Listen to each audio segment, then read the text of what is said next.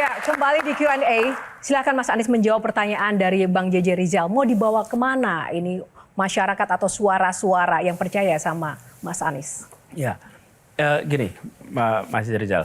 Ketika kemarin saya berjalan, berkeliling, berjumpa dengan jutaan orang dan jutaan jabat tangan. Saya belum pernah tuh dalam 1 tahun jabat tangan sebanyak itu. Oke. Nah, di situ ada titipan harapan tentang tadi terjadi perubahan, lalu terjadi kesetaraan kesempatan, bidang ekonomi, pendidikan, ekologi, dan lain-lain. Nah, pada proses politik kita lihat hasilnya. Dan ketika hasil itu muncul, kita hormati. Lalu bagaimana dengan mereka yang tetap mengharapkan perubahan? Nomor 1, jaga harapan itu tidak hilang. Karena kalau harapan atas perubahan itu hilang, maka akan muncul apatisme yang luar biasa. Nah, caranya adalah dengan memberikan pesan kepada semua bahwa kami masih tetap berjuang bersama dengan Anda. Kami masih tetap berada di jalan yang sama dengan Anda. Nah, itu sebabnya saya melihat penting bagi saya ini untuk mewadahi mereka dalam bentuk ada kesamaan tentang konsistensi itu. Artinya ormas atau partai baru? Badannya macam-macam. Jangankan itu, tidak ada ormas pun, tidak ada partai pun ya. Ketika kita konsisten mengungkapkan itu, pikiran itu, gagasan itu dengan berbagai outlet, maka yang bersama-sama berjuang itu nggak merasa ditinggalkan. Kalau ada badan, maka secara hukum punya institusi. Kan kalau beraktivitas di bidang ekonomi, maka institusinya PT CV. Kalau bidang sosial, institusinya namanya yayasan. Ya, kalau Mas Anies? Kalau di bidang politik, ada ormas, ada partai. Nah, institusi hukumnya saat ini sedang kami kaji. Mana yang paling tepat, langkahnya apa? Tadi makanya kita ditanya, apakah ikut partai politik, apakah mendirikan partai, apakah ormas, dan lain-lain, itu kita tidak mau gegabah. Tetapi, di balik soal badan ada apa tidak, persepsi dan harapan harus hidup tentang bahwa perubahan itu tidak ditanggalkan. Baik, terima kasih. Baik, kita akan masuk ke box kedua. Box nomor berapa, Mas Anies? Box nomor 1. Kita buka box nomor 1. Anak Abah.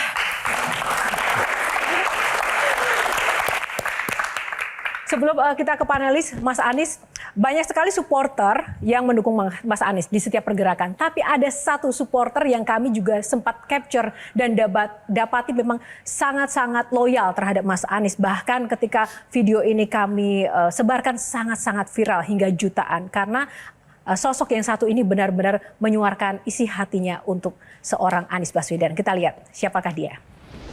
Abah adalah cinta pertamaku. Nasihatmu menguatkan saat aku ragu. Tanganmu membimbingku agar aku terus melaju. Kesabaranmu adalah ruang berkarya bagiku. Setiap tindakanmu adalah penunjuk arahku. Dan senyummu selalu kurindu. Mata teduhmu adalah api semangatku. Teruslah menjadi sumber inspirasiku, Abah. Bagiku, Abah selalu nomor 1. Semoga berkah selalu melimpahi jalanmu. Amin.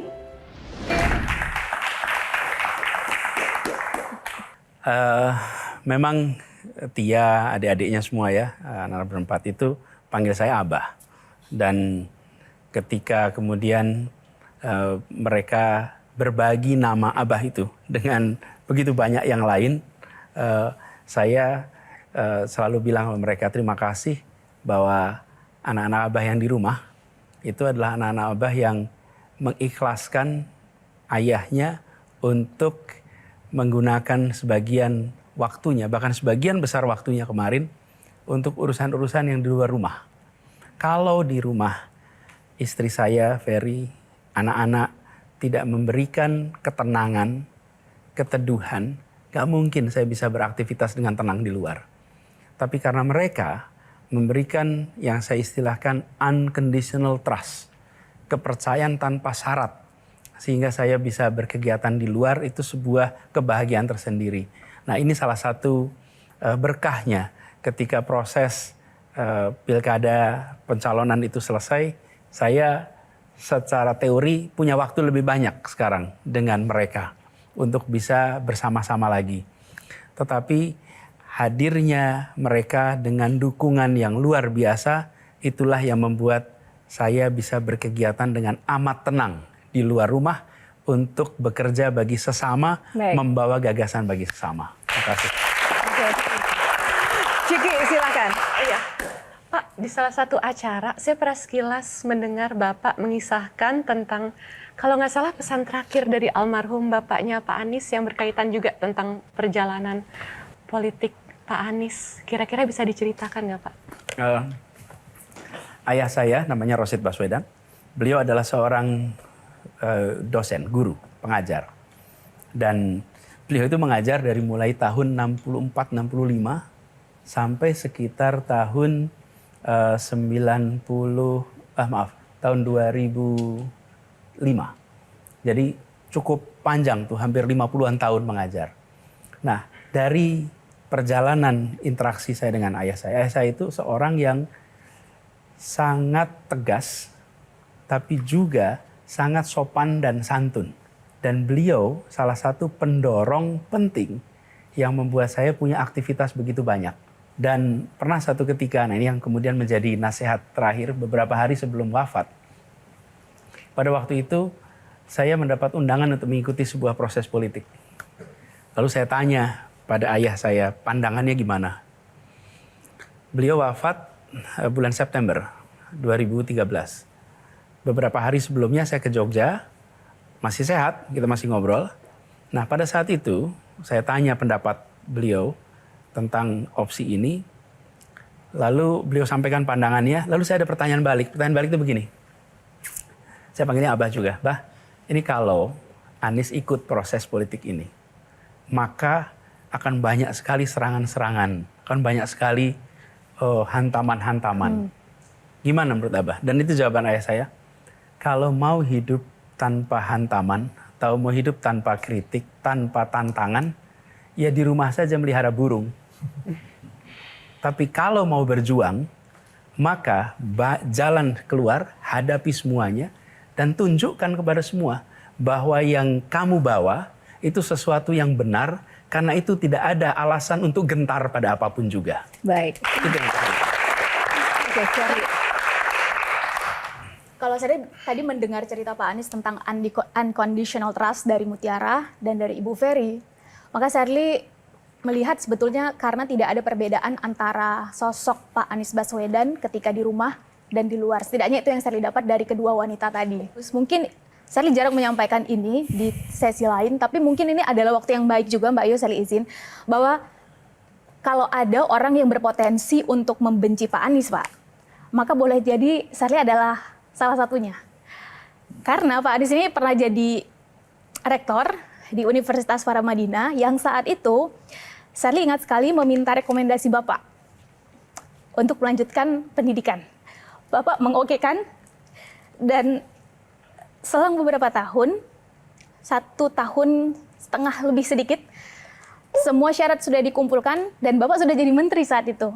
Ketika semua syarat sudah cukup, saya minta ke Bapak dan Bapak menolak itu, Pak.